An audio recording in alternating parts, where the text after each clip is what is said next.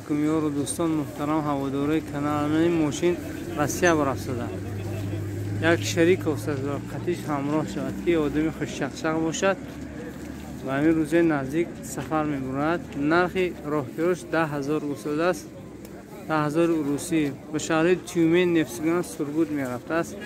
رقم تلفنش 92 835 99 20 و رقم واتساپ است.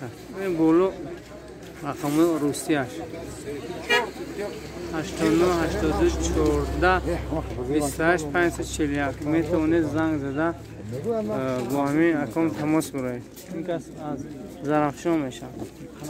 میتونین چین از سمت روسیه برای تویستان هر نمود بورها رو فرستونه، یا که از اینجا میتونید به سمت روسیه بور فرستید. من که یک پاساژیر دارم و یک دیگه میگیرم، نرخش 10,000. من خالدینی که فروشی هم دارم 92 712 85 95.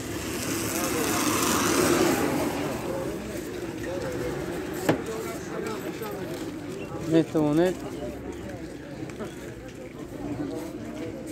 تماس برنده با اپوی خودم سفر برید. همین خیلی سلام هست.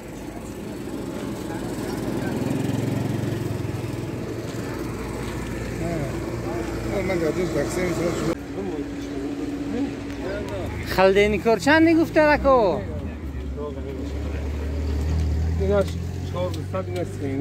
اینه 400 و اینه سینی.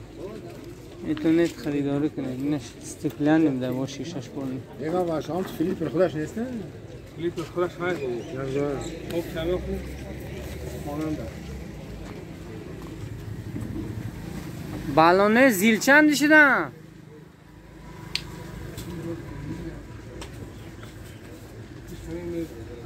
اکو بالونه زیل 53